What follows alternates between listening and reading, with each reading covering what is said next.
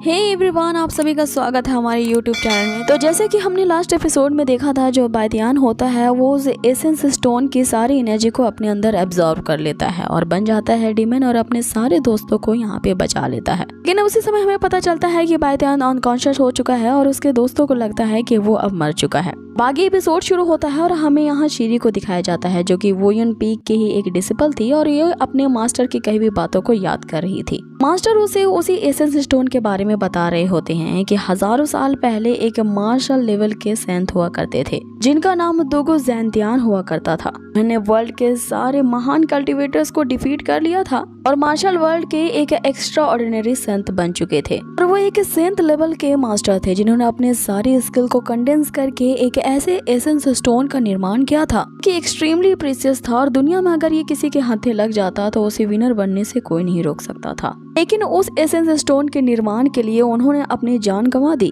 लेकिन उन्होंने मरने से पहले अपने सारे स्किल्स को अपने क्वीन को पास आउट कर दी थी। 1 लाख से भी ज्यादा साल बीत चुके हैं और इस तरह के सेंट लेवल का मास्टर शायद ही कहीं पाया जाता है इस दुनिया में। उसने अपनी जान सेक्रीफाइस करके अपने आने वाले वंशज को बचाया था। लेकिन उसी दुगो फैमिली के कुछ लोग अभी भी बचे हुए हैं, जो कि अज्ञातवास में रह रहे हैं और अब ये लोग कहाँ रहते हैं इसका किसी को भी नहीं पता चला है। दुनिया के सभी लोग उसी एसेंस स्टोन के पीछे पड़े हैं और इस फैमिली को अब तक तलाश करते आ रहे हैं। ऐसी रूमर्स चारों तरफ फैली हुई है कि उसी दुगो फैमिली के पास अभी भी वो एसेंस स्टोन है, क्योंकि इनके एंसेस्टर्स ने इन्हें अपने धरोहर में दिया था। हमें यह खबर मिली है कि वो फैमिली अभी भी एकांतवास में रहते हैं उसी चेंगफेन टाउन में।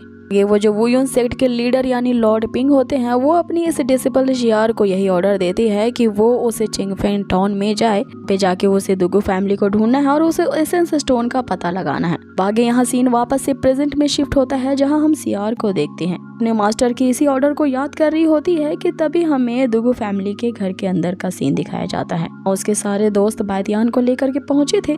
मिंगवे का भाई उन्हें सारी खबर बता रहा होता है कि आखिर बायदियान की ऐसी हालत कैसी हो गई, जिस पे मिंगवे का भाई उसे कहता है कि ये लड़की भी वहीं मौजूद थी और इसे सारी बातें डिटेल में पता है। वे जो बायदियान के फादर होते हैं वो शियार को एक अलग कमरे में ले जाते हैं। तभी हम ग्रैंड फादर को देखते हैं, जो कि बायदियान की इस हालत को देख के उन्हें लगता है कि अब भी कुछ आस बाकी है, इसीलिए वो उसे क्योर करने के लिए अपने साथ ले जाते हैं। अगले सीन में हमें बायदियान के फादर को दिखाया जाता है, जो शियार से उस मामले की पूरी जानकारी ले रहे होते हैं। यहाँ शियार उन्हें बताना शुरू करती है कि कोई लियू फैमिली का बंदा था, जो कि अपने पुराने फाइट की रिवेंज लेने के लिए बायदियान पे उसने हमला किया था। लेकिन मैंने बायदियान को उसी वक्त एक डेमन में ट्रांसफॉर्म होते देखा जब उसने उस एसेंस स्टोन को एक्टिवेट किया। उस एसेंस स्टोन की सारी एनर्जी बायदियान के अंदर अब्सॉर्ब हो गई। उसी वक्त वो मेरे सामने ही एक डेमन में ट्रांसफॉर्म हो गया। इसने न केवल उन सभी को अपने ऑरा से मार डाला, बल्कि अपने फ्रेंड्स की भी जान को वापस से रिस्टोर करने में मदद की। वो उन्हें ये भी बताती है कि वो वुयुन पीक सेक्ट के लीडर के द्वारा भेजी गई एक डिसिपल है,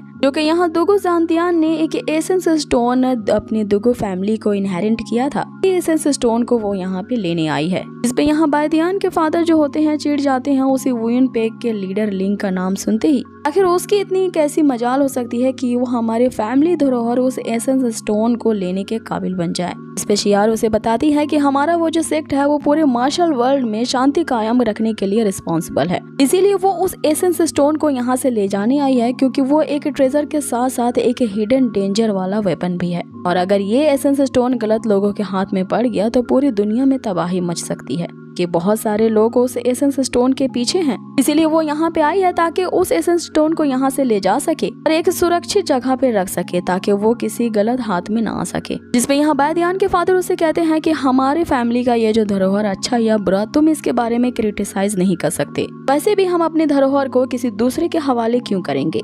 यहाँ शियार वीर से उनसे रिक्वेस्ट करते हुए कहती है कि वो उस एसेंस स्टोन को अपने सेक्ट में वापस लेके जाएगी, ताकि वो उसे सुरक्षित रह सके। इसके बदले में अगर वो बायदियान की जान की सलामती चाहते हैं तो वो यहाँ अपनी जान भी दे सकती है, क्योंकि उस एसेंस स्टोन की ताकत उसने अपनी आंखों से देखी है। अब इससे पहले कि फादर उस पे अटैक कर पाते, वहाँ पे ग्रैंड फादर आते हैं, जो उसे ऐसा करने को मना करते हैं। जिसपे बायदियान के फादर उससे कहते हैं, इसने मेरे बेटे को मारा है और इसे अभी मैं यहाँ पे मार डालूंगा और इसके साथ ही इसके पूरे सेक्ट को भी मैं डिस्ट्रॉय कर दूंगा। जिसपे यहाँ दद्दू से कहते हैं कि बायदियान अभी मरा नहीं है तो इतना सीरियस होने की जरूरत नहीं। बागे दद्दू शियार के सामने ये शर्त रखते हैं कि जब तक बायदियान को होश ना आ जाए ये लड़की यहीं पे रहेगी। ये भी कि बायदियान ने अपने अंदर एसेंस स्टोन की पावर को एब्जॉर्ब कर लिया है और साथ ही उसके डेमन बनने की बात यहाँ से लीक ना हो पाए। अब आगे दद्दू यहाँ सबको एक्सप्लेन करते हैं। हालांकि उस एसेंस पावर की शक्तियाँ काफी ज्यादा थी, जिसकी सारी पावर बायतियान अब्सॉर्ब नहीं कर सका और उसकी मेरिडियंस वहीं एक्सप्लोड हो गई। हालांकि वो डेमन में ट्रांसफॉर्म हो तो गया था, लेकिन अपने आप को बचाने के बजाय उसने अपने दोस्तों की जान बचाना ज्यादा बेहतर समझा, इसलिए उसका डेमोनाइजेशन होना कोई बड़ी प्रॉब्लम की बात नहीं। अब उसे नेचुरली जागने में कुछ दिन का वक्त तो लग ही जाएगा। अब आगे हमें बायतियान को दिखाया जाता है जो कि अपनी मेमोरी में उसी फाइट को याद कर रहा होता है जहाँ के उसी के एंसेस्टर जान तियान ने उस एसेंस स्टोन की रचना की थी। यहाँ अपनी जान को सेक्रीफाइस करते हुए अपनी क्वीन को सारी स्किल पास ऑन की थी। अभी यहाँ अचानक से बायतियान की आंखें खुलती है और वो अपने आप को एक अलग रिल्म में ही पाता है। यहाँ पे उसे लगता है कि उसे मर चुका है। तभी यहाँ बायतियान के सामने उसके एंसेस्टर वही जान तियान की स्पिरिट उसे नजर आती है, जिससे बायतियान पूछने लगता है कि वो आखिर है क्या। तो वो स्पिरिट उसे बताती है कि तुम वाकई में इडियट हो कि दुगु फैमिली जैसे नोबल परिवार में जन्म लेने के बावजूद भी तुम अपने सबकॉन्शियस माइंड को ही पहचानने से इनकार कर रहे हो। इस पे बायतियान उनसे सवाल पूछता है कि अगर मैं अपने सबकॉन्शियस माइंड में हूँ तो फिर आप यहाँ पे क्या कर रहे हैं, जिस पे वो स्पिरिट उसे जवाब देती है कि तुम सच में एक इडियट हो, क्योंकि तुमने मेरे बनाए हुए एसेंस स्टोन को अपने अंदर ऑब्जर्व कर लिया है, तो तुम्हारे सबकॉन्शियस माइंड में मैं नहीं तो और कौन रहेगा।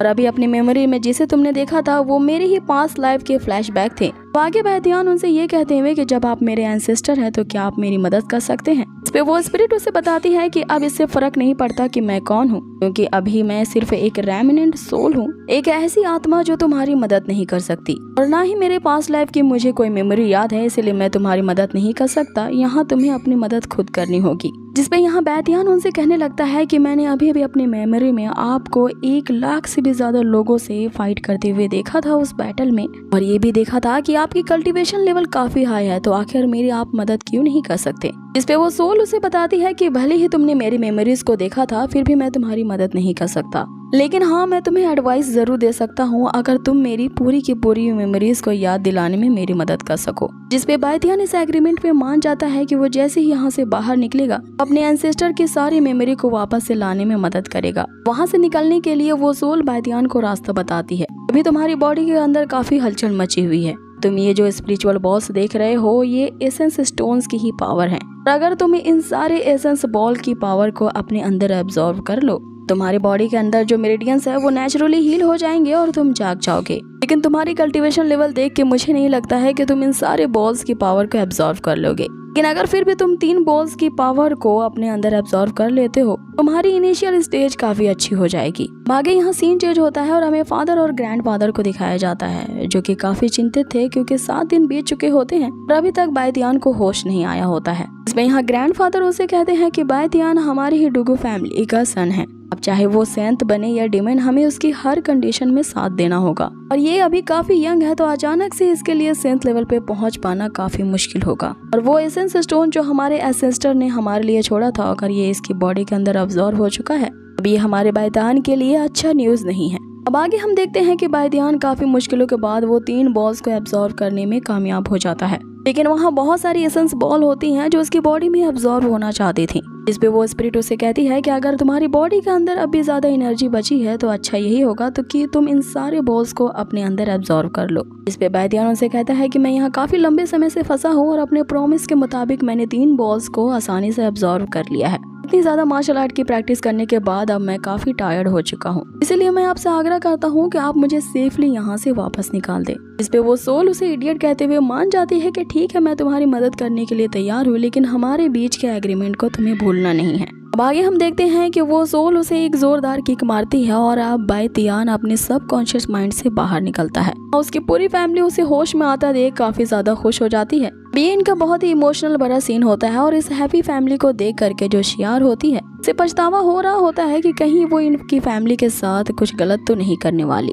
आगे हमें अगले दिन का सीन दिखाया जाता है जहाँ बायतियान के पास शियार आती है। बायतियान उससे पूछता है कि आखिर ये ह्यूमन और डेविल के बीच अंतर क्या होता है। फिर शियार से जवाब ना मिलने पे बायतियान ही उसे बताता है कि डेमन्स वो लोग होते हैं जिनके अंदर स्ट्रॉन्गर ऑब्सेशन होता है किसी चीज को पाने के लिए। इस पे यहाँ शियार को समझ में आता है कि चाहे डेमन हो या इंसान, अगर कोई अपने हार्ट को फॉलो करता है तो इसमें कोई हर्ज नहीं कि वो कौन सी कैटेगरी में में है। इसलिए वो इस एडवाइस के लिए यहाँ बायतियान से थैंक यू कहती है। तो अब वो उसे ये बताती है कि उसके ग्रैंडफादर ने वो एसेंस स्टोन उसे दे दिया है, लेकिन इसके अंदर अब कोई पावर बची हुई नहीं है, जिसके बारे में दुगो फैमिली और मेरे अलावा किसी को नहीं पता है। इसलिए ये अब हमारे सेक्ट में सुरक्षित रहेगा। लेकिन हाँ, फ्यूचर में तुम्हें इस बात का ख्याल रखना है, अगर तुम डेमन में ट्रांसफॉर्म हुए तो फिर मैं तुम्हें मारने से कतराऊंगी नहीं। और इस एसेंस स्टोन के बदले में उसने उसकी फैमिली से ये प्रॉमिस किया है कि वो इनके इस सीक्रेट को किसी को रिवील नहीं करेगी। इस पे बायतियान उसे ये कहता है कि अगर तुमने हमारी फैमिली का कॉन्ट्रैक्ट तोड़ने की कोशिश की तो फिर मैं तुम्हारे वर्ल्ड को ही सू कर दूंगा। जिस पे शियार उसे कहती है कि मैं आगे फ्यूचर के लिए प्रे करूंगी कि तुम डेमन में कभी ट्रांसफॉर्म ना हो, ताकि मैं तुम्हारे इनोसेंस को प्रूव करने के लिए तुम्हें टुकड़ों में काट सकूं। इस पे बायतियान के ये कहते हुए कि तुम चिंता मत करो, फ्यूचर में तुम्हें ऐसा कोई चांस नहीं मिलेगा। फिर वहाँ से शियार चली जाती है और उसके जाते ही ये एपिसोड भी यहीं होता है फिनिश। तो गाइज, आप लोगों को ये आज का एपिसोड कैसा लगा मुझे कमेंट बॉक्स में जरूर बताएं। और हाँ, अगर वीडियो जरा से भी अच्छी लगी हो तो प्लीज इसे लाइक करना ना भूलें। बहुत ही जल्द मिलेंगे इसके नेक्स्ट अमेजिंग से एपिसोड में। Till then take care, stay healthy, bye.